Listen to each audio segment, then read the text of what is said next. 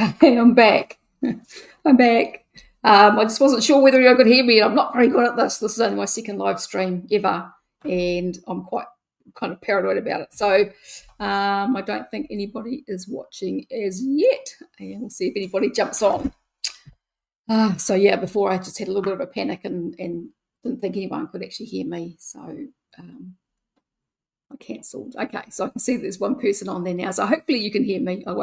I won't stop the video again. I stopped it before because I wasn't sure that anyone could hear me. So I've been.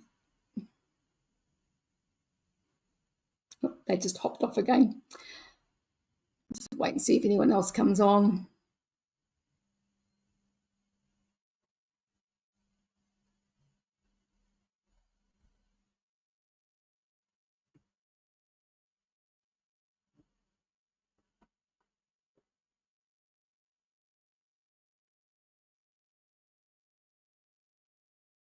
I might just get started because it's all recorded anyway. So for anybody who's watching later, I just had a little bit of a hiccup because I'm not used to live streaming, and so I jumped out, and then I had to set it up again and start again because I just wasn't sure whether my audio was working, but hopefully it's working now. I don't actually have anybody on here who can tell me, so we will see. So I had been hoping to do this earlier, and I've been thinking about doing some regular live streams for ages. I think that probably Monday morning is probably the best time if I'm going to do that because it works for me, and I think most of my viewers are online generally, the majority in the morning. So I might do that and see if I can get my A into G and start doing some lives on a Monday morning here in New Zealand. So that'll be Sunday night, I think, in the US and Sunday in the UK probably. So what am I going to talk about today? So I'm talking about my where I'm at with my weight loss, with my gut, and with my body, and I want to show some before and after photos that I've kind of been playing around with the last couple of days. I want to talk about my sprinting. And I'm not sure what else. And this is the thing with the lives. This is what kind of freaks me out a little bit, is that I'm just always worried about running out of things to say. So it could be a short video or it could be a long one. We'll see. So today, everything started off a bit slow.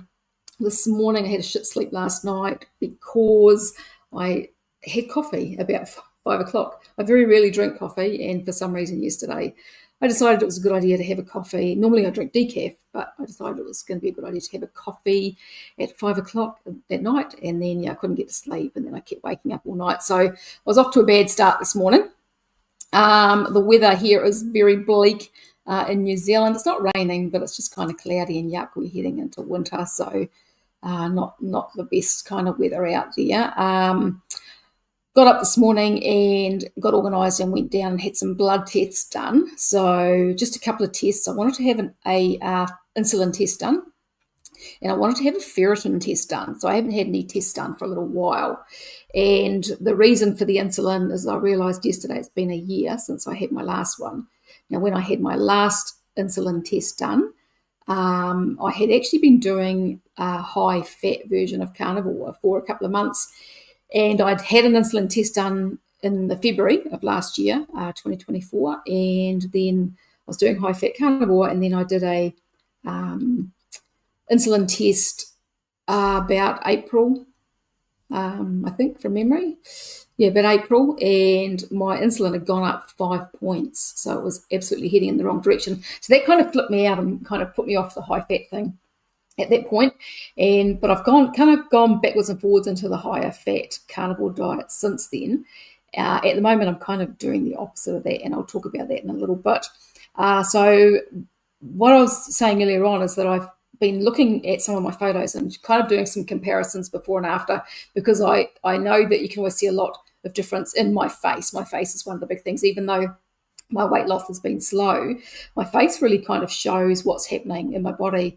And I was quite blown away yesterday when I looked at some photos that I hadn't looked at for a little bit. I'm going to pop them up here on the screen if I can get this to work. I'm not very, I'm new at this, so we'll see if we can get these up there. And that's not what I want on there. Hang on.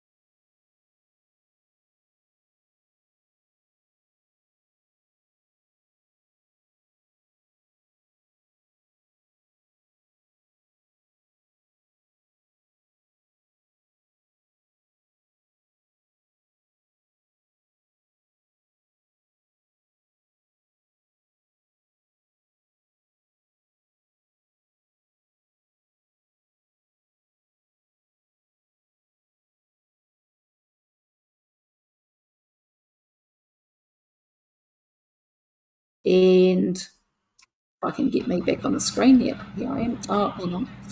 I don't want that one up there yet. All right. So that's where I am at the moment. And I decided at the beginning of this year that this year was going to be the year that I was going to get this weight off. And I've been playing around with different things.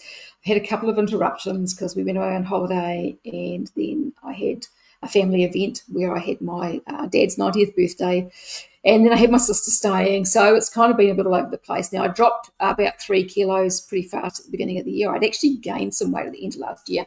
And I don't know why that happened, really, apart from the fact that I was eating a lot of dairy. So that might have been why. But I dropped about 3 kilos, and then the family stuff and the holiday and everything happened. And I'd been kind of playing around with some alternate day fasting where I just was doing 500 calories one day and then eating normally the next. And that seemed to be working. And then all that happened and I kind of got distracted. But now, what I'm actually doing now is I have been listening to as much as I can of Candy Frazier's interviews and things, and her videos on Instagram. So she's Primal Bod, and she's quite well known on Instagram. Now, Dr. Kiltz interviewed her just recently, and he asked some really good questions, which was cool because she doesn't let a lot out about what she actually does. So I kind of picked up on a few little bits in there. And one of the things that I picked up on was that the reason that she kind of ended up down this track with her eating is because her husband is a type 1 diabetic. And what she ended up realizing, so she's a dietitian or a nutritionist, and what she ended up realizing was that when he ate protein and a lot of fat, it kept his blood glucose higher for longer. And this is something that shows up in some of the research. Now, I've had a lot of people giving me a hard time on X yesterday or the day before when I posted about this, because the common consensus within the carnivore community is that, lots of fat's good, and, we should be eating heaps of fat and which I have subscribed to over the last 3 years. And in the beginning, eating lots of fat made me feel better because I think my body was struggling to use my own body fat. And so if I cut my fat too low, I'd start to get depressed and just brain didn't work as well and all that sort of thing. Whereas now I'm a little bit more fat adapted, I think. And so it seems like I can drop my fat more and still feel okay, which is cool and a good sign. And so, because I've been working on my leptin resistance as well, with the whole circadian biology, making sure to get out and, see the sun rise and sun set, wearing blue blockers at night time. I wear blue blockers that are clear ones that block half the blue light when I'm working on the computer, usually during the day, just to save my eyes. And so all of those sorts of things make a difference. And then eating in the morning makes a difference as well with leptin, And so now I'm back eating in the morning. And what I've changed up is that I've stopped adding any fat to my meals. I'm eating lower fat cuts of meat, which I quite often do anyway because they're cheaper. So rump and sirloin and that sort of thing. I will eat most of the fat off of those, but not all of it if there's a lot. And I'm not adding any fat, whereas before I was adding butter to a lot of my meals or other fats. So I'm cutting back on the fat, especially with my protein. And I am eating in the morning, and then I try and have my last meal before 2 in the afternoon.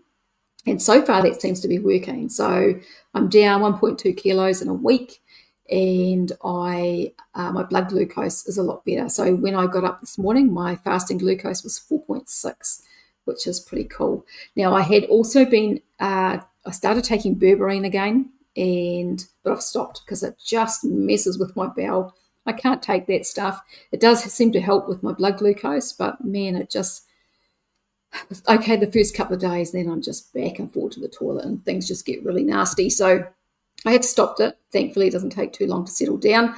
And I may try dihydroberberine, I think it's called. It's an extract from berberine, which is basically a lower dose. You don't need as high a dose to get the same blood glucose effects. I may end up trying that, but I'll wait and see how I actually go just without it, because I stopped it yesterday, stopped taking the Berberine yesterday, and like I said this morning, my blood glucose, my fasting glucose was 4.6 when I got up this morning, so that's pretty cool. The other thing that I am doing that can help with blood glucose is I'm just adding some what are they called? Oh God, brain failure. Fenugreek seeds to my tea in the morning. So when I make dandelion tea, and I'm just adding some fenugreek seed, because fenugreek seed can help with insulin resistance as well. Because that's the whole thing, is that I believe that my whole problem has been that I am extremely insulin resistant. I think that things are starting to improve now after 3 years and after some fairly concerted effort to solve my leptin problems and things, because leptin controls insulin. So yeah, I think that I'm getting there, and I'm pretty damned determined to get this weight off by the end of this year. So we will see, and I'll be keeping you updated. And that's what I thought I might actually try and get a live video done each Monday morning to do an update on this, because I don't see clients on a Monday, and so it's something that I could probably maybe fit into my schedule. But I will try and give more notice before I do it, because like today, I just didn't really give very much notice, and because I wasn't sure whether I was going to do it, because I was going out to get those blood tests. So I think I already mentioned that I went and had a blood test and a ferritin test this morning, and the insulin test obviously is to see where my insulin's at, because the last test was a year ago. The ferritin test is something I've been thinking about getting done for a while. I haven't had one done for years. Hubby had one done as well. I just wanted to get that done just to check, to make sure there's no indications that we might be storing too much iron. We both are carriers for the hemochromatosis gene. I don't know whether that makes us more susceptible or not. Some of what I've seen indicates maybe not, I don't know. So I thought, well, if we get the test done, then at least we can see whether our ferritin's high. And if it is, either of us, then we can kind of take it from there and have some more testing done just to see what we need to do, if we need to do anything. So what else did I want to talk about? So as I said, yeah, my weight's down about 1.2 kilos. So I'm down about 3.5 kilos, I think, since the beginning of the year. And, it has been up and down, but back at it now. My body fat, so I'm not the lowest weight on the scales that I've been since I've been on Carnivore. I'm actually about 1.5 kilos or a kilo or so higher in my weight than I've been at my lowest since I've been on Carnivore. But according to my scales, so I've got Tanita scales that measure, body fat and bone density and all that sort of stuff. And according to those scales, my body fat is lower. So I actually got on the scales the other day, a couple of days ago, and it said my body fat was 37%, which I think is the lowest it's ever been since I've had those scales. So I was quite happy with that. And I've also been I use the Me360 app. So if you've not come across that, it's a pretty cool little app. And what it does is it scans your body. So it gets you to stand front on, scans your body, side on, scans your body, and it takes all your measurements and everything. So it asks you for information to start with, and my fringe is annoying me. And then it takes your measurements. And so then you can, what I'm doing now is I'm doing it every month. I try and remember to do it around the beginning of the month. And so it takes my measurements and makes a comparison. It estimates, your body fat and your lean mass. And it seems to be fairly accurate, like from what I know of my measurements. So it seems to be pretty accurate, and kind of gives you, while it might not be perfect, it gives you a good idea of how much things are changing. And the reason I went back to using that was that I had used it once back a year and a bit ago. My sister had mentioned it to me, so I'd scanned, was absolutely horrified with what I saw, because it gives you a visual image of your body, and I was horrified. And so I kind of took it off my phone, forgot about it, and then it popped into my head just towards the end of last year, and I thought, I'm going to start using that app again and see how much has changed, and I was blown away at the changes. So the main thing that amazed me was how much straighter my body is. Like, to start, in the first one, I was quite hunched, had that real kind of dowager's hump at the back of my neck, and everything was just kind of very much more an old lady's looking body. And then in the second one, I was much more upright. And so that in itself, I was just like, okay, I'm happy with where I'm heading. even though my scales aren't moving quite the way I want them to. So I'm back using that. I've just scanned myself again this morning, and I should have actually put my scans up here, but I didn't actually think to do that before the live. Maybe next time. But my measurements are continually going down. My lean mass has gone up. I think since I did my first scan, my lean mass is up about almost 3 kilos according to that app. And my body fat's down quite a bit, but I can't remember how much. And my measurements, I mean, my stomach and my hips are down. Both of them are about 12 centimetres, 15 centimetres, something like that. Quite a big number, which is really cool. So I'm really happy with that. And so that's a good tool, if you're getting frustrated with the scales and not sure what's all happening, is that Me 360 app. Apparently it depends on your phone and the camera as to how well that actually works, but mine seems to work pretty well on my Android. So my first goal with my weight, I decided, was to get under 90 kilos. And so I've got a couple of kilos left to go. I wanted to get down under that, hopefully by the end of this month. That's my goal. So what else was I going to talk about? Just that I'm eating higher protein and lower fat. Yeah, I've got a little list here. As I said, that I copped a lot of flack on Twitter the other day, and I probably will from this video, potentially, talking about, fat keeping our blood glucose up higher for longer. Now, what I'm saying is not that it's doing a spike like it does when you eat carbs. That's not what I'm saying.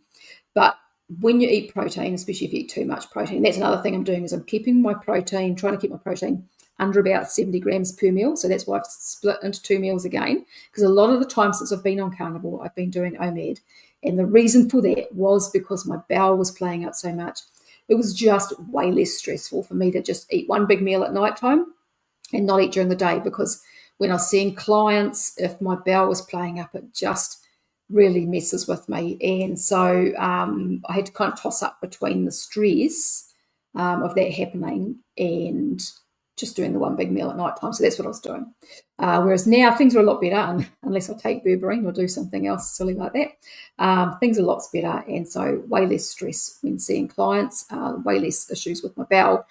And so I'm eating breakfast and eating my lunch before 2 o'clock, and then not eating again after that.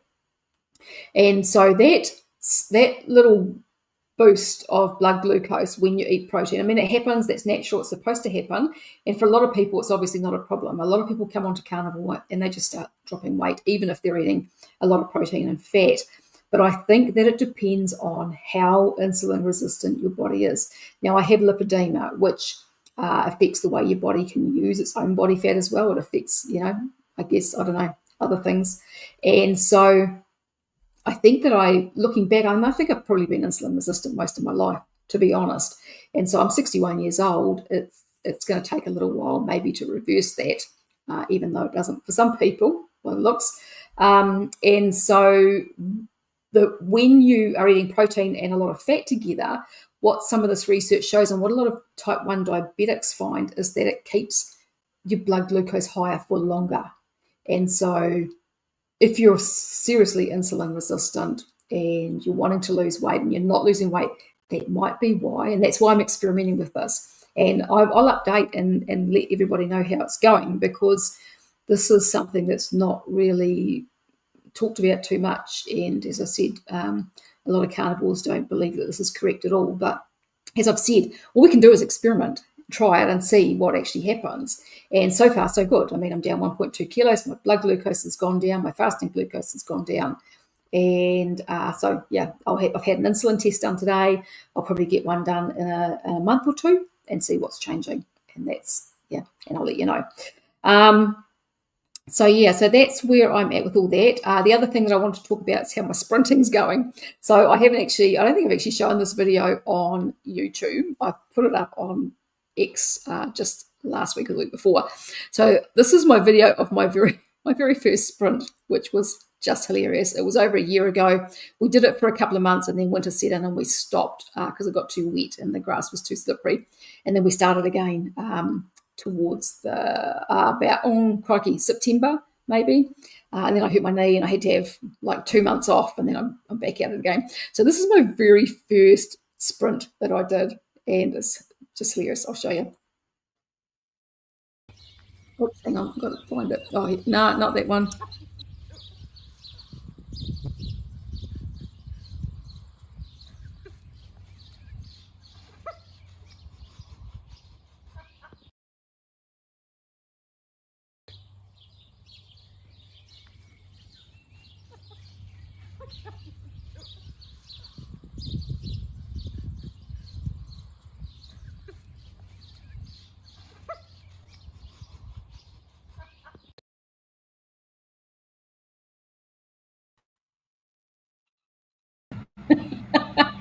So, oops, hang on.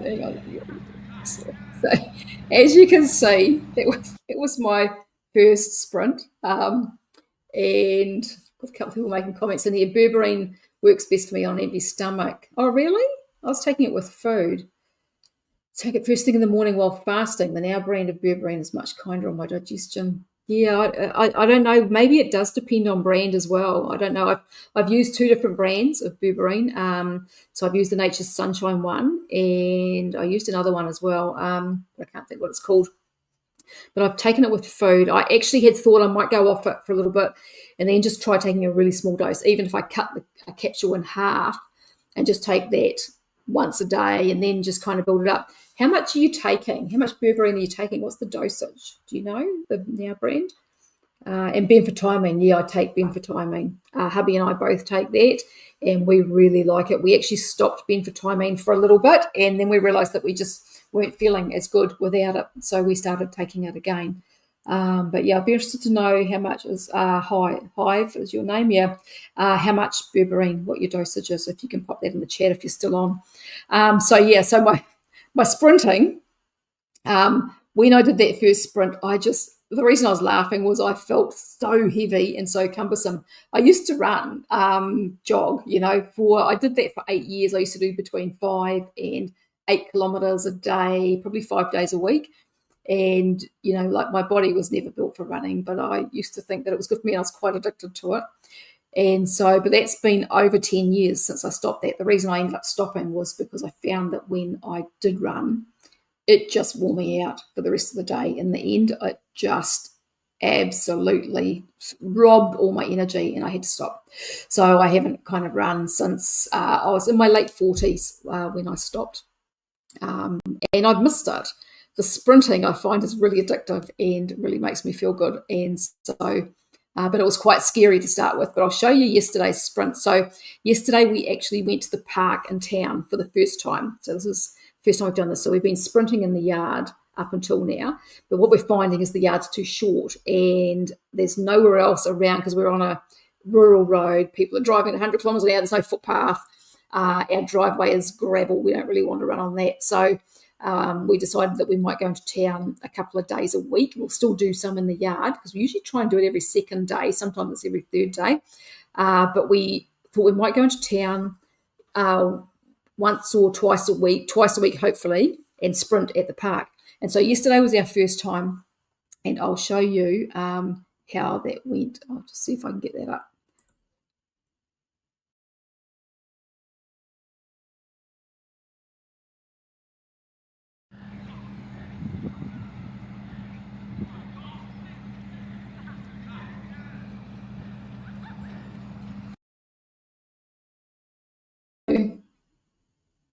So that was me yesterday. So there's a big improvement in my sprinting. I'm definitely getting there. It feels a lot better. I don't feel quite as heavy and cumbersome as I did. And I do believe that it is really helping sprinting. If you've not listened to Dr. Sean O'Mara, listen to him on sprinting. He examines people's MRI scans. Sprinting drops your visceral fat and your the intramuscular fat, that's the fat that's in the muscles, so that marbling in your muscles. It gets rid of that, which is all inflammatory fat, and it actually helps to build muscle. Sprinting is really good for building muscle. So that's why we're doing it. And hubby does it as well. We both do it. I haven't got one of his videos up here. I should have put one of his videos on too, so you could see him maybe next time. But he's way faster than me. He's a skinny wee thing, and he's 5-6 years older than me, so he's 67. But he's lots faster than I am. But I plan to catch up. That's my goal. So yeah. So that's pretty much what I was going to talk about today, I think. Has anybody got any questions or any comments on what I'm talking about here? If you do, just pop those in the chat. Otherwise, I may just sign off. It's been half an hour. So I think I've done pretty well at finding things to talk about, because this is always my fear with live streaming, is that I'm going to run out of things to talk about and have nothing. So that's why I have a big list here of things that I want to chat about. So that's it. I'll endeavour to come back and do another one next week, and hopefully have a bigger list of things to talk about. And I will let you know as well on the posts on my channel when I'm going to do that. If you want to touch base with me at all, follow me on X, Susan Woolage, at Susan Woolage on X. And thanks, Mike. I thought so too. I think you're talking about my sprinting.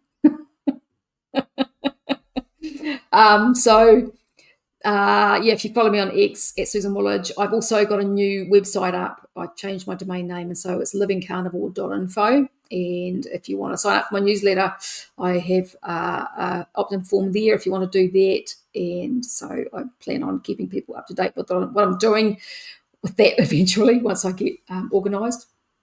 The live stream, thank you. Thank you. All right, so I think I will sign off, and I will talk to you all again another day. Thanks for watching. It's nice to have some people on here. And keep an eye on my posts, and I'll let you know when the next one's going to be. Probably Monday morning, New Zealand time, which will be Sunday night. That's why I know sprinting, it is courageous. That's what I was going to say before. Sprinting when you first start is really scary, because worrying about falling over. The other thing that I actually have been doing that I didn't mention is that I have been teaching myself to jump up the stairs outside on our deck. So 2 feet, junk, junk. And the fear of hitting my feet and falling on my face was really scary. I'm getting better at it. My goal by the end of the year is to be able to hop up there on 1 foot. I'll do a video of that when I do it. Okay. All right. I'm going to go and I will talk to you again another day. Thank you. Thank you very much for watching. Okay. Bye.